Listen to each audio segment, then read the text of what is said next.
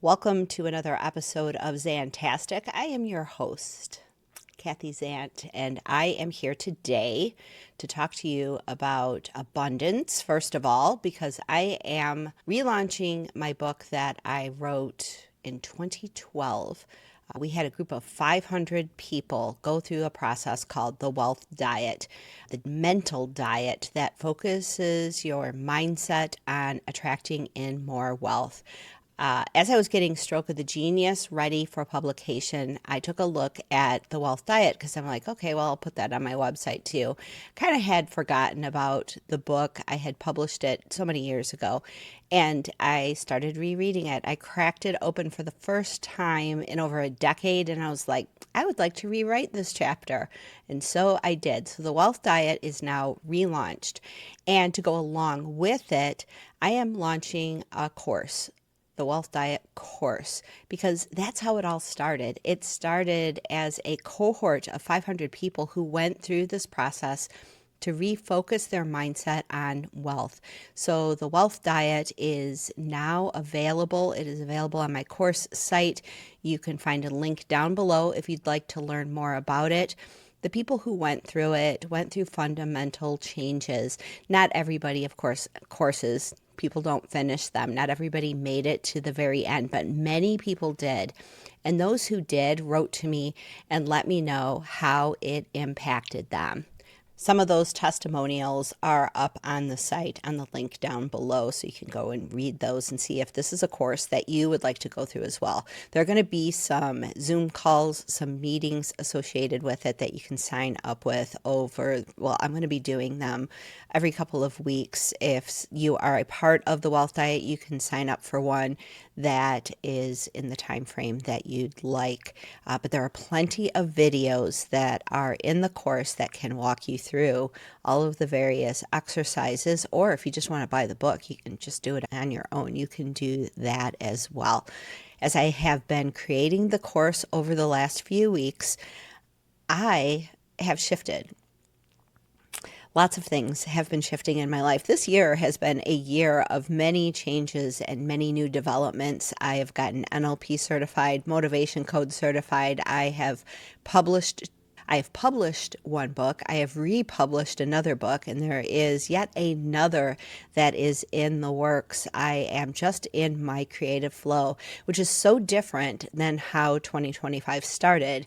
At the end of last year, I had really lost my voice, and I had to start republishing old content, rewriting things, just kind of tuning into my creativity faucet. And it's interesting, as I have done that, a number of my coaching clients have come to me wanting, well, I need to fix this money thing, or I need to find a job, or I'm in this situation where I don't have enough and I feel like I need to do this thing. But what they really needed was to turn their creativity faucet back on.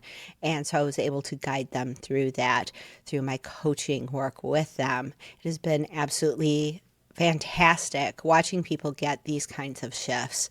I've also launched my coaching programs. Those links are down below too.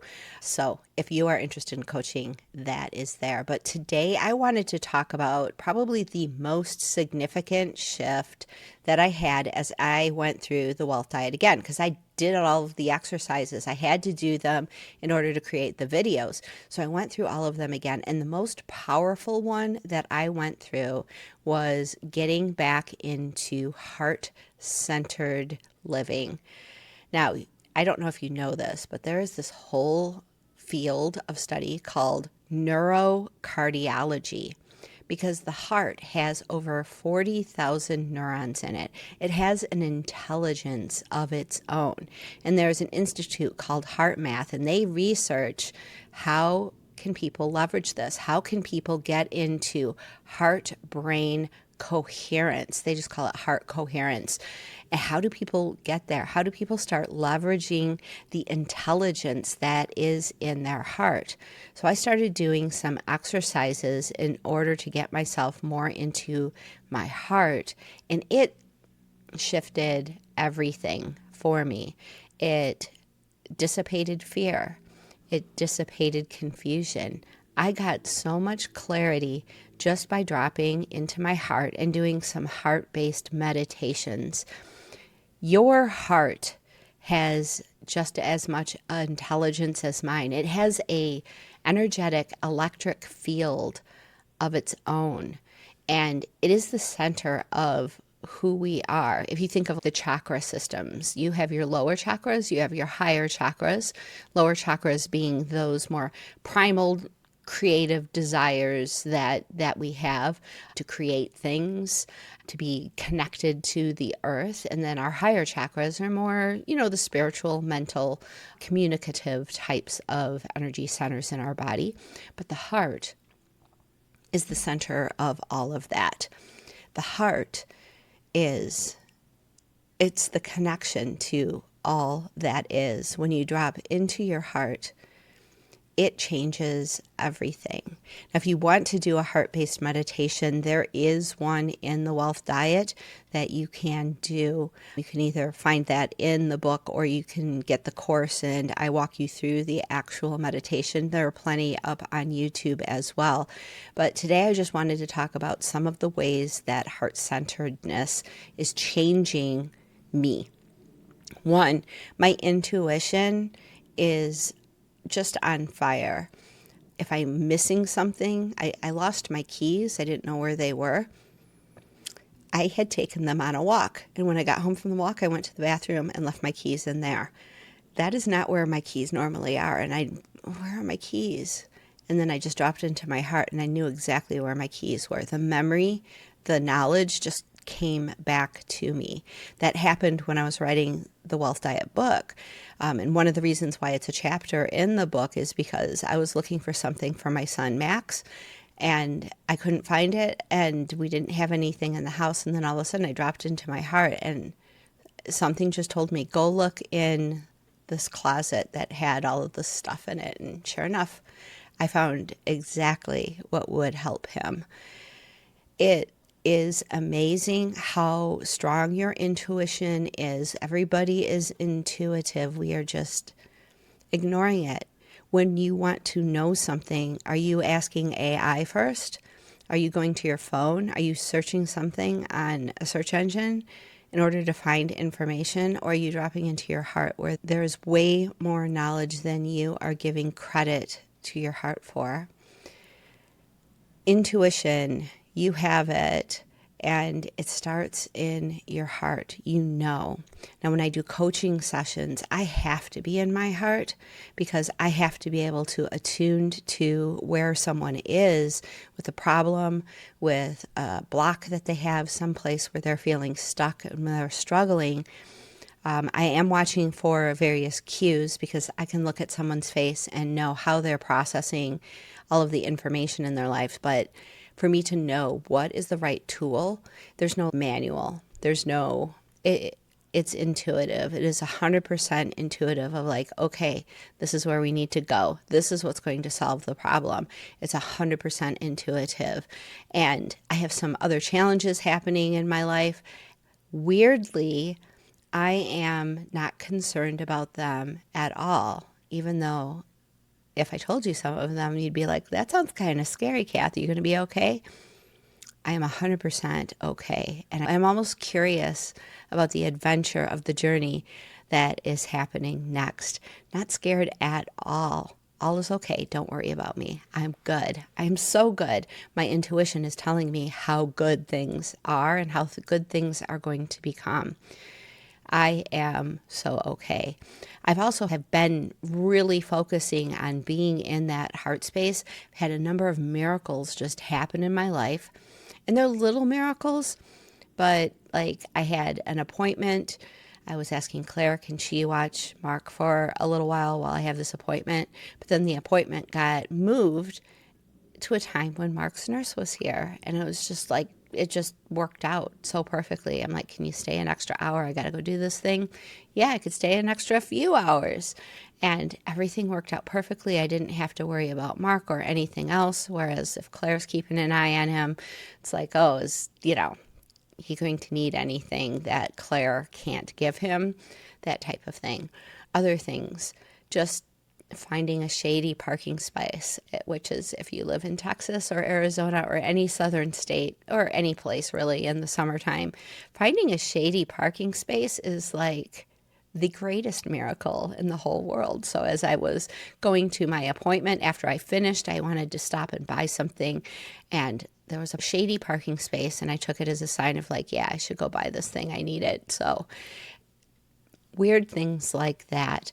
Products selling that I didn't expect to sell. Some of Mark's older products that are up on his website that there's no marketing associated with them. I just kind of leave them up in case but they're starting to sell.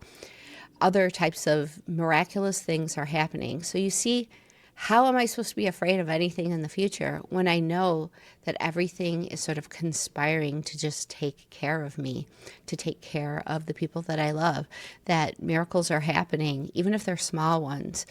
That's the thing. When you start shifting yourself and shifting your mindset, little things like this will start to happen to show you that you have shifted. They're signposts. They start small.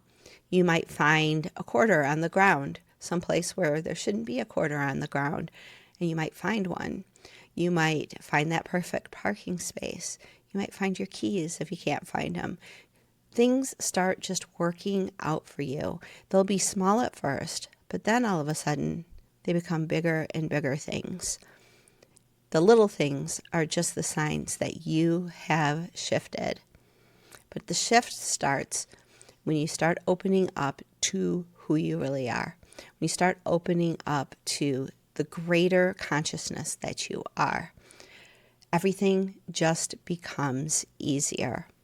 But you have to start looking for it, and you have to start believing that it's possible. It is a small, minor shift that just happens with your awareness, your attention, and your focus. And as you shift that, your world starts reflecting that back to you. Now, you've probably heard of Plato's allegory of the cave, that people are watching the shadows in the cave, whereas the true leaders understand that those are shadows and that that's just a reflection of what is really going on. And with all of the discourse in modern politics, a lot of people are talking about that in terms of how it relates in politics, but it also relates to your life. Your life and your life experiences are just a reflection of who you are. So if you want more wealth, if you want miracles, if you want amazing things to happen in your life, you have to open to them within yourself first in order to receive the shadows, the reflections, and the exterior experience of your life. You want more money in your bank account? Well, your bank account, first of all, is a reflection of you, and it is something you have a relationship with. So it really is a shifting of you first. If you shift you, everything else falls into place. How do you shift you?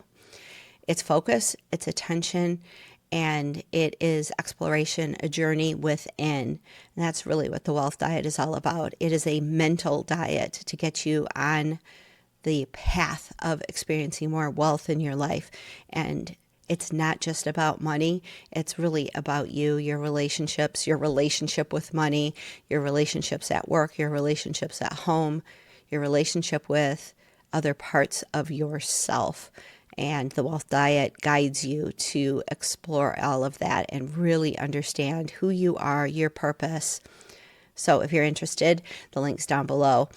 Coaching has been going exceptionally well. These sessions that I'm having it is a privilege to be a guide for helping other people discover who they really are, to discover their purpose, to get crystal clarity about what they want in their life and what they want to go create.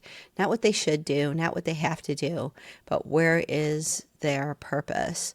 And I'm just the guide. And as a guide, sometimes I'm like, oh, well, let's move this boulder out of the way. Let's just get this block out because it doesn't need to be there. It's just a story. It is not the truth of who you really are. And it is amazing to see people discovering the truth of what they are who they are, and then start to rearrange their life in a way that it fully reflects all of that.